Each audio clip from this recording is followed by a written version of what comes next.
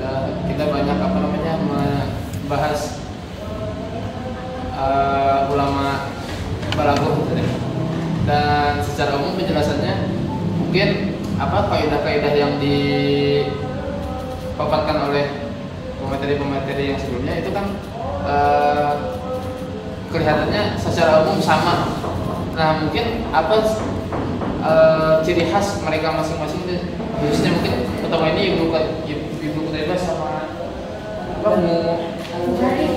Barid. Nah, mungkin pemikiran-pemikiran yang unik dari mereka. Karena kalau secara umum mungkin kaidahnya kita lihat tuh secara umum sama seperti di buku balaghah yang biasa kita baca seperti itu. Bisa dua-duanya ya. Iya. Apa dibahasnya Barid, dibahasnya Qutaibah. Lagi yang lain? Ya, kemarin dijelaskan juga sebelumnya kan tentang majas dan kinayah sudah disampaikan. Itu ada istilah tasbih, taksil, kinayah, majas. Itu masing-masing kan sama-sama menyerupai perumpamaan. Itu yang membedakan, mohon diperjelas lagi perbedaannya antara istilah tadi taksir, tasbih, mirip-mirip antara majas dan kinayah.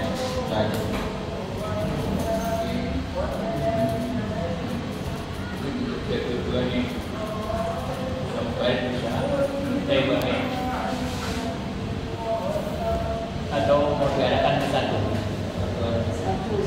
Pertanyaannya kemana ya? Barid supaya Qutaibah. Ya, ini istilahnya itu yang tadi kan sama-sama perumpamaan semua. Jadi agaknya tasbihnya bukan gaya apa, tasbihnya dia gaya apa.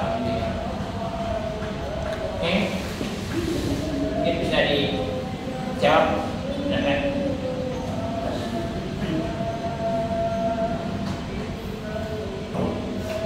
Bismillahirrahmanirrahim. Bismillahirrahmanirrahim. Sebelumnya terima kasih banyak untuk Kang Syamsi dan Pak Mustaqim yang sudah menanggapi presentasi kita pada sore ini. Ya, saya akan coba menjawab dari pertanyaan Kang Syamsi tadi. Boleh diulangi ya, Mas? Ciri khasnya ciri khas ya. Sama-sama Nah, tasbih. kalau ciri khas saya sendiri sebenarnya belum tahu jawabannya.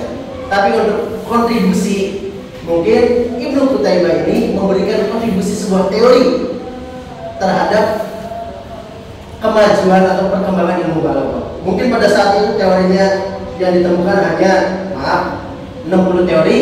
Nah, ketika Ibnu Qutaibah memberikan teori baru atau teori tambahan menjadi 89 atau 89 teori, ada teori tambahan. Untuk ciri khas, nah tadi saya mendengar kata ciri khas itu jadi ingat kayak mazhab Kufi, mazhab Basro dan lain-lain. Itu mohon maaf jika mengecewakan karena saya pribadi tidak tahu. Tapi untuk kontribusi mungkin seperti tadi berkontribusi dengan teori-teorinya. Contoh seperti al-makhluk ini yang masuk ke tasbih, ada tasbih makhluk atau apa seperti itu.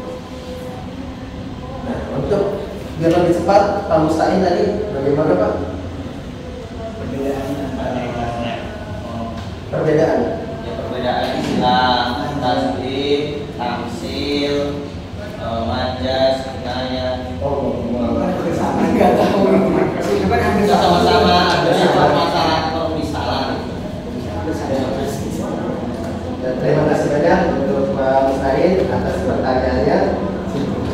Nah, perbedaannya apa tadi antara tasbih, tamsil, ada lagi namanya. soalnya hampir sama nyala ya. Penyerupaan. Sama-sama penyerupaan. Jadi begini Pak, sama saya juga seperti itu bingung, agak jauh. Ya, mungkin ini koreksi untuk saya pribadi. untuk lebih mempersiapkan lebih dalam lagi perbedaannya. Mungkin seperti itu. Saya mohon maaf kalau saya. Ya. Di Quran itu yang itu untuk mengkategorikan termasuk itu tuh bagaimana? Quran.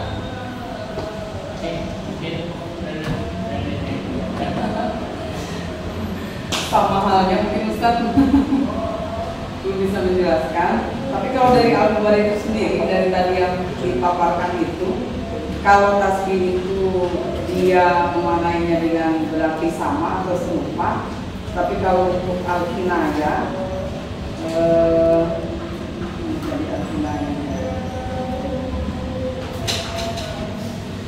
al-kinaya itu dari Al-Bukhari mengatakan itu menerangkan sesuatu dengan perkataan yang lain, mengatakan dengan hiasan atau singular.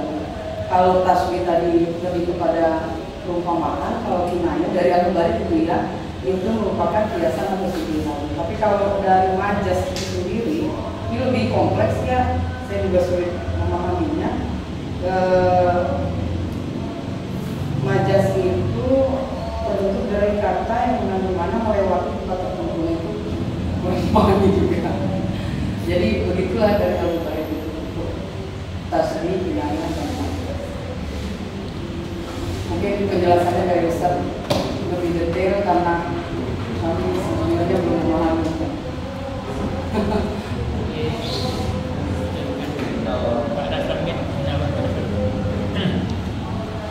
Ya, terima kasih. Siapa tadi? Al-Mubarrid. Ya, Al-Mubarrid itu ciri khasnya ini ya, apa? Tasbih tadi ya. Yang baru, ya, bab baru dari kajian balago itu tasbih. Di antaranya tasbih ya. Kemudian diikuti oleh para murid-murid, termasuk ternyata Al-Jurjani itu kan di bawah jauh ya. Nah kalau Qutaibah ini hampir seumuran mungkin ya, hampir semasa. Ya.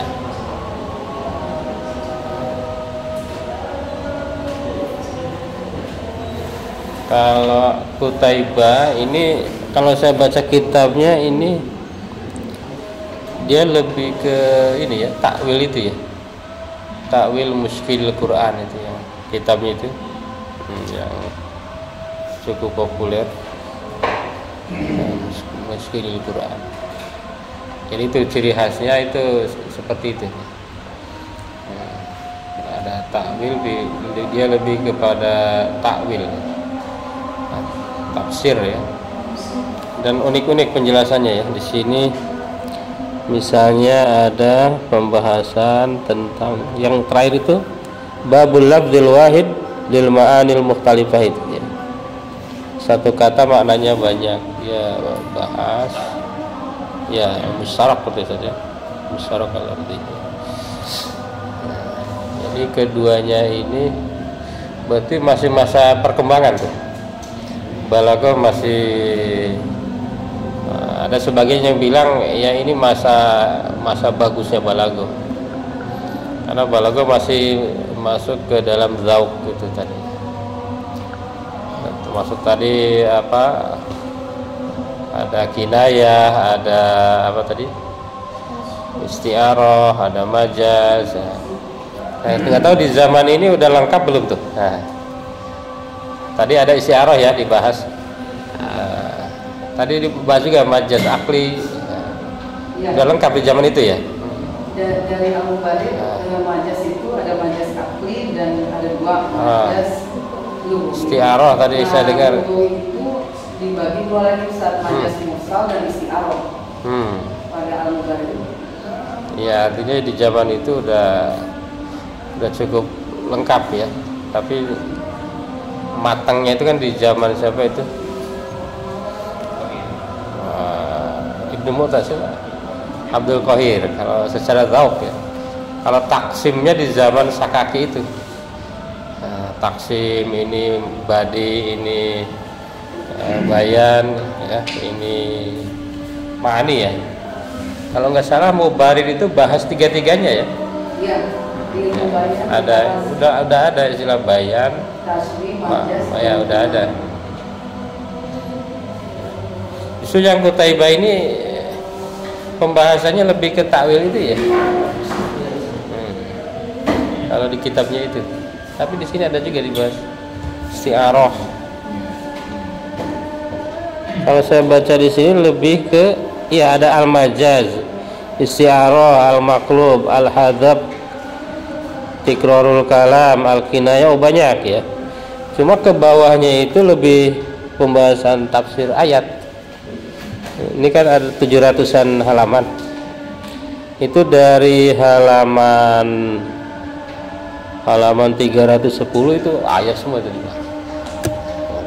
Ke tafsir ya, tafsir balaghi mungkin. Saya kira itu Ustaz. Ya, saya bilang tasbih sama majas itu seksi.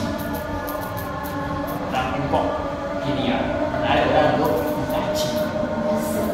Makanya apa ya, itu menunjukkan kedetailan orang melihat sesuatu. Banyak seperti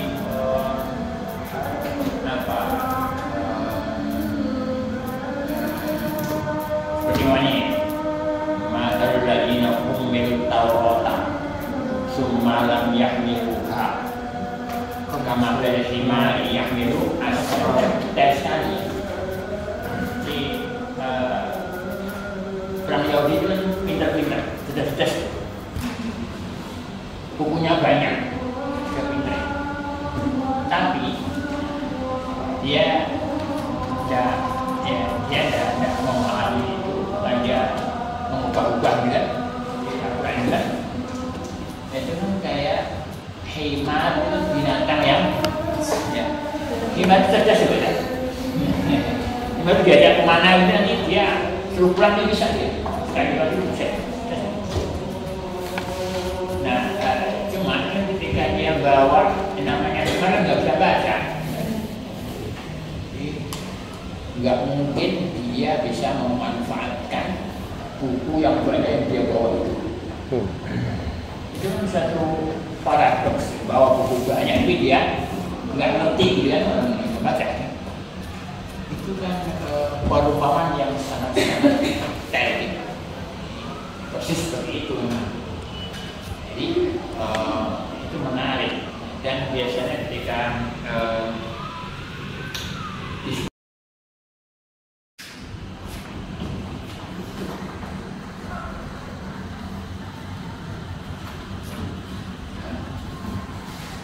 anak idan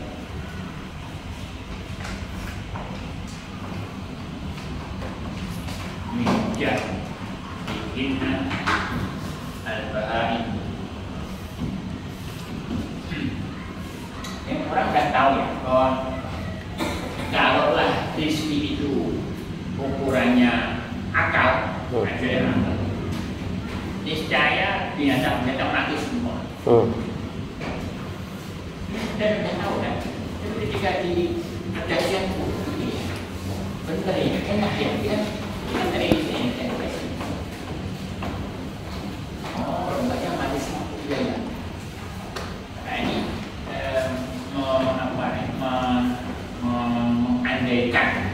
mengandaikan ini kan menyerupakan seperti rizki yang mestinya orang jatuh putar otak ya, dan uang susah ya, sebenarnya putar otak ya. Tapi ternyata kok enggak ya. Banyak orang yang nggak bisa baca tapi kaya ya, nggak sekolah kaya ya. Iya. Itu memang itu dasarnya berkakak ya. Jadi emang. Nah, kalau seperti ini kita membandingkan banyak antara manusia dan binatang kan termasuk yang menarik itu. Jadi maka tas tasbih itu sangat menarik dan ya seperti kadang-kadang tidak jelas. Masa orang kafir dia nyumbang masjid banyak kok dia nggak masuk surga dan dia iman? Nggak masuk akal ya? Nah, kasih ayatnya. Ya. Alladzina kafaru a'maluhum kasarabin biqi'atin ya. Yahsabuhu dzam'anu ma'an hatta idza ja'ahu lam yajidhu wajadahu 'indahu. Oh, amalnya orang kafir itu kayak sarau, kata morgana, ya kan? Fiqi'ah di tanah yang kosong. Orang kota pernah di tanah kosong, di tanah dua bangunan semua. Tanah kosong bak sawah. Kalau siang masuk kayak ada air yang melimpah-limpah gitu. Ya sabu zam'anu ma'an, orang-orang yang zam'an ya, orang yang sedang haus, lihat air mana itu, ya. Betapa dia inginnya untuk mendapatkan air itu kan. Ini kayak orang yang kafir, dia bilang, oh saya udah nyumbang banyak ini, nanti saya akan menikmati surga ini kan. Tapi hatta idza ja'ahu lam yajid. Setelah nyampe itu ternyata nggak ada airnya. Nah, nanti baru fawaidullah nanti Allah yang akan beri balasan. Ini kan ketika agama jadi iya ya.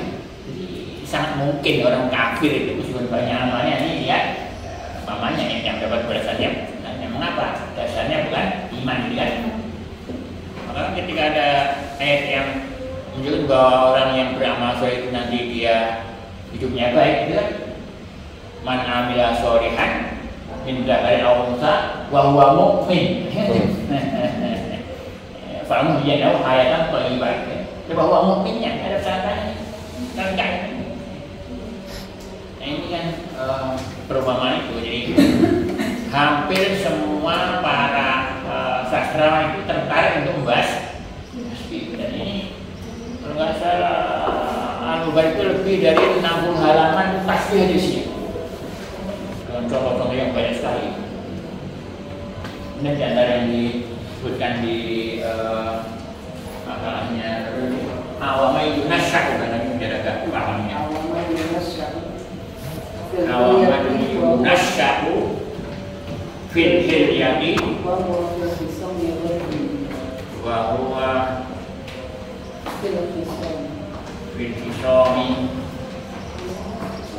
wa yubin. Apa yang nasyak dibesarkan fil hilyah dalam pakaian itu perhiasan. Orang yang dibesarkan dalam biasanya punya laki atau perempuan? Perempuan. Kalau dibilang perempuan nih, sebenarnya awan yunasyak fil hilyah.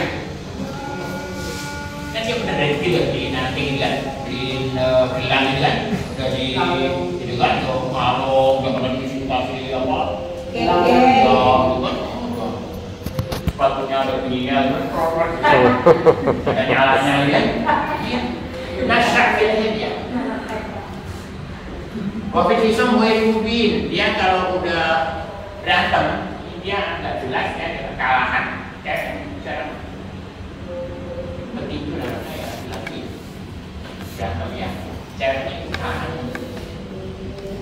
Maka banyak pelecehannya. Dan tanya lemah gitu. Dia di berantem dia kalah dia, berisau atau dia sedang bertengkar, dia kalah dia. Dia namanya nggak kuat dia, kan? Kebanyakan ya bukan semua ya.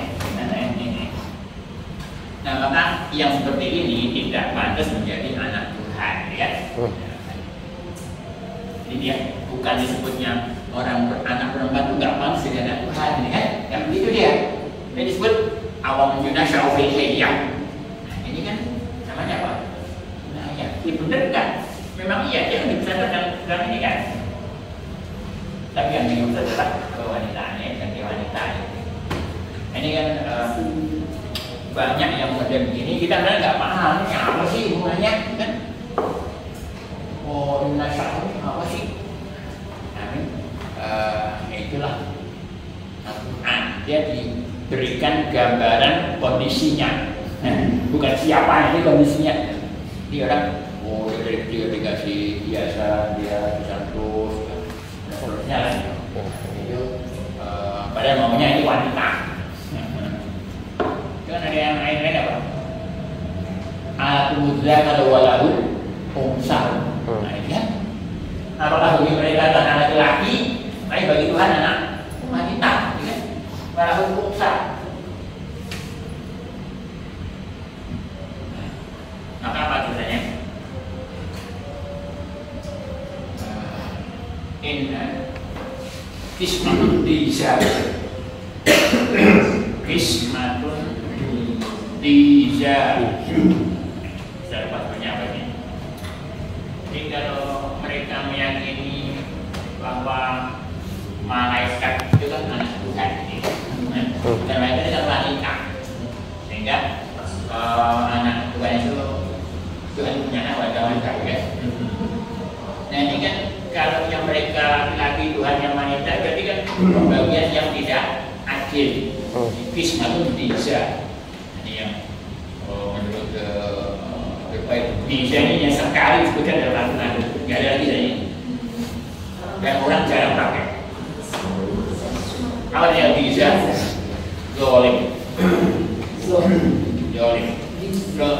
Yang orang dikasih laki-laki bukan pernah kan zolim lagi, nggak adil ya. Makanya kismatun dijab. Nah ini apa ya, redaksi yang di dalam Al-Quran yang menarik. Saya kira beberapa termasuk sastrawan yang senior ya, dibandingkan dengan Ibnu Utama, dibandingkan dengan siapa? Al-Jahid masih tujuan Al-Mubarak ya. Setelah maka Al-Mubarak itu dijadikan referensi, maka bukunya terkenal apa? Al-Kamil Fil Lughah ini. Saya itu sempat mau beli ini mahal sekali, saya nggak jadi beli. Maka buku juga mahal. Jadi sampai antara besarnya buku dengan mahalnya harga nggak palsu. Sekarang kita nggak bisa internet misalnya itu. Nah, tapi saya tidak beli juga karena penting tadi ketika saya nggak punya uang bisa beli. Nah ini termasuk buku yang dijadikan referensi oleh para penulis berikutnya. Jadi seperti Gama, Syekh Muhtas itu memanfaatkan dari Al-Mubarak itu. Nah, apa yang diambil itu kan termasuk banyak dan itu mengandung banyak contoh-contoh syair, contoh peribahasa, contoh-contoh itu untuk membuat ada macam-macamnya. Ini yang ingin jadi dimanfaatkan oleh Ibnu Muhtas dalam kitabnya. Jadi seperti tadi namanya apa Al-Lafwan Nasr ini ya. Nah, sudah ada itu di Al-Baninya ini ada itu. Ini saya kira Al-Mubarak ya, tapi jangan salah Al-Mubarak ya. Banyak-banyak Al-Mubarak ya. Berarti katanya ejekan ya. Orang yang dibekukan. Ini saya kira Al-Mubarak ingin silakan dibaca. Nah, termasuk juga Ibnu Qutaibah. Nah, Ibnu Qutaibah itu apa sebenarnya? Dia memang ya ahli bahasa, ahli fikih, ahli hadis, ahli Quran. Dia orang yang all round. Yang pada zamannya apa yang banyak terjadi? Adanya banyak perbedaan dan banyak pertentangan. Ada mengatakan di Jakarta tidak ada majas. Quran di kalam Allah, Allah itu hak. Majas itu kan isinya apa itu? Belokan-belokan kan? Majas. Ada yang terlalu memperbanyak majas. Siapa itu? Mu'tazilah. Mudah itu hampir semuanya ditakwilkan. Ibnu Taimiyah ini menengahi. Jadi majas ada, tapi digunakan yang rasional, yang makul saja, jangan berlebihan. Itulah maka sebenarnya makanya ada buku lain yang namanya Ta'wil Mukhtalifil Hadis ya. Jadi hadis yang bertentangan dianggap ini mutanawid, itu ada buku enggak, kamu salah paham.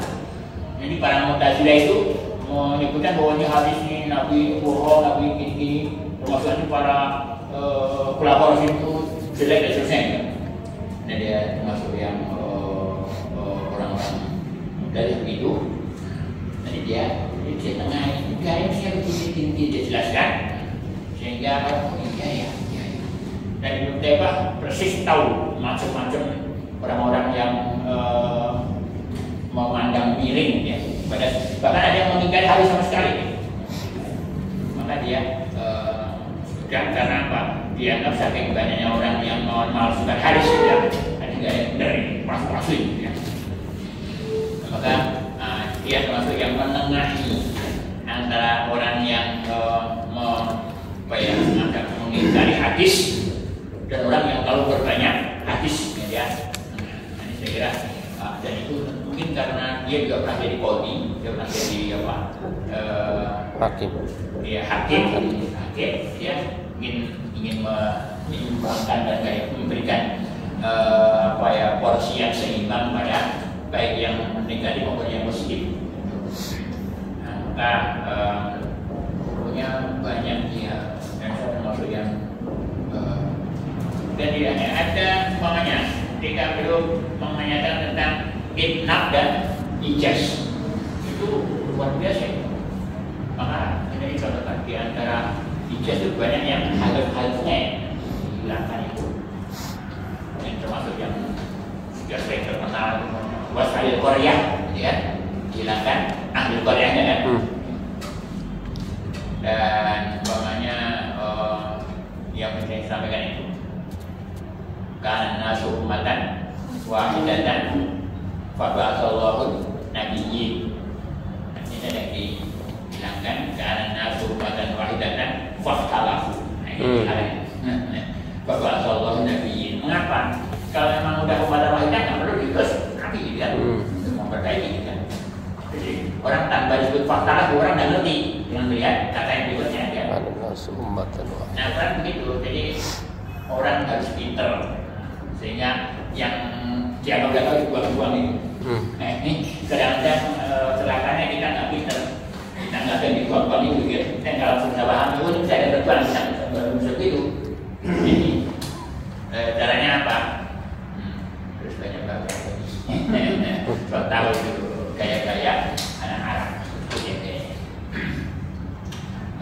itu saya kira di Taibah ini termasuk dia juga yang termasuk meneruskan istilah nazm ya, ingat ya.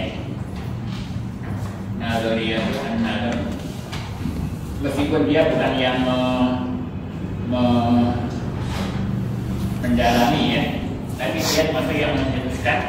Orang yang pertama menampilkan nazm itu Al-Jahid ya, meskipun nilai juga belum begitu jelas. Kenapa? Karena bukunya Al-Jahid namanya Nazmul Quran itu hilang, nggak ditemukan sampai sekarang.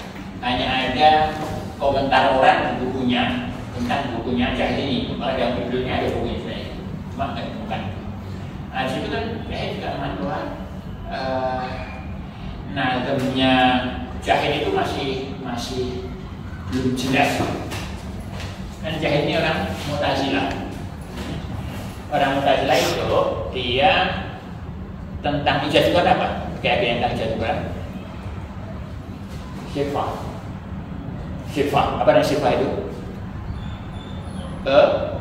Penyimpangan. Jadi Quran mukjizat bukan karena orang-orang nggak bisa, tapi karena Tuhan memalingkan kemauan orang Arab sehingga nggak mau menandingi kata-kata itu yang sifat itu. Sementara ngalem dianggap sebagai ini kelebihan Al-Quran. Mestinya ini mujizatnya Al-Quran gitu. Jadi agak ambigu. Di satu sisi dia mengatakan mujizatnya itu adalah sifat, tapi di sisi lain dia menganggap bahwa ini termasuk keajaiban Al-Quran nih. Mestinya ini masuk dalam mujizatnya gitu. Itu dianggap sebagai di satu sisi dia mengatakan sifat bahwa mujizat itu di penyimpangan Tuhan terhadap kemauan orang-orang Arab untuk menandingi Al-Quran. Sementara di sisi lain dia menunjukkan bahwa nalem ini bagian dari kelebihan Al-Quran. Itu juga mujizat. Maka dibilang tidak begitu jelas tentang nalemnya Jahid. Tapi nanti diteruskan di buku Taibah. Nanti baru di dalam itu oleh siapa? Abdul Qahir Al-Jurjani. Dia ada nalem yang sangat panjang itu punya dalam ijaz itu sekali. Itu saya kira, tetapi tadi mudah termasuk dia jembatan ya. Pembawaan aja mulai dari Al-Jahid nanti kita sampai ke Abdul Qahir Al-Jurjani.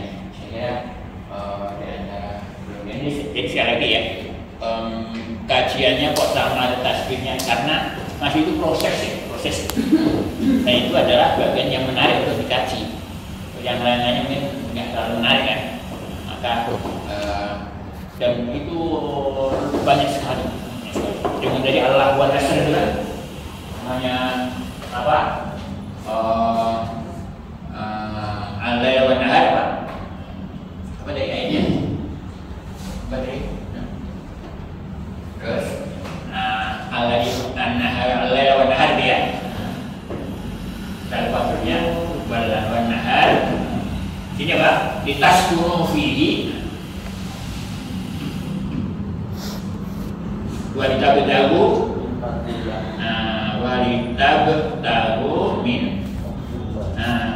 min fadlillah. Disebutkan ini al-lain kemudian an-nahar. Ini jelaskan lain itu apa? Taskunu fi nahar itu tabtagu min fadlillah ya. Disebutkan nanti baru disebutkan lagi keterangannya di barisnya setelah namanya al-lafu wa nasr. Al-lafu wa nasr. Dilipat nanti dilebarkan. Oke, itu saya tambahkan. Memang dia kajian-kajian begini sangat-sangat apa ya, kemampuan bahasa sangat diuji. Ini karena yang nulis kan orang-orang sastrawan semua, dia ahli bahasa, termasuk yang dikatakan oleh Ibnu Qudamah juga itu, orang yang enggak memahami gaya bahasa Quran, dia nggak bisa memahami kemujizatan Al-Quran.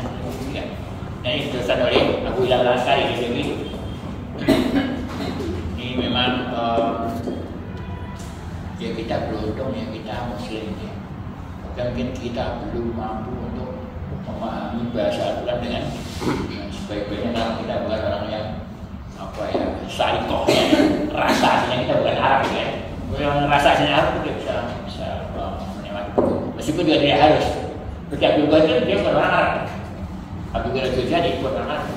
Cuma karena dia tekun, dia kasih terus, datang ulama ini, dia sehingga dapat menyerap dengan baik. Itu yang kuncinya perasaan. Baru perasaan, kemampuan mengungkap ya, itu dua itu. Nah ketika kecerdasan, orang yang cerdas dia bisa cepat menangkap, dan dia bisa menghentikan peran ya. Abu Hasan An-Nadi itu orang India. Kalau dia ngasihkan ceramah muhadarah kuliah di Damaskus, ini orang Monas itu Arabnya beliau sudah orang asli ya. Mengapa dia punya rasa, punya kecerdasan, dia punya kemampuan untuk memilih apa? Dia punya situ. Kita kurang ya, kita bisa juga. Tapi sekali lagi tidak tertutup kemungkinan yang non Arab bisa punya kemampuan yang lebih non Arab. Jadi jangan apa ya, jangan pesimis ya. Oke, mungkin saja bisa saya tambahkan. Ustaz ada tambah lagi? Cukup Ustaz. Oke. Jadi tinggal satu. Iya. Berarti yang tadi Online apa? Online aja. ya, online tapi harinya tetap hari Rabu. Rabu aja. Kalau mau maju, Maju karena hari pekan depan udah tenang. minggu tenang. Tenang. Minggu tenang mulai tanggal 14. minggu tenang. 14 kita udah enggak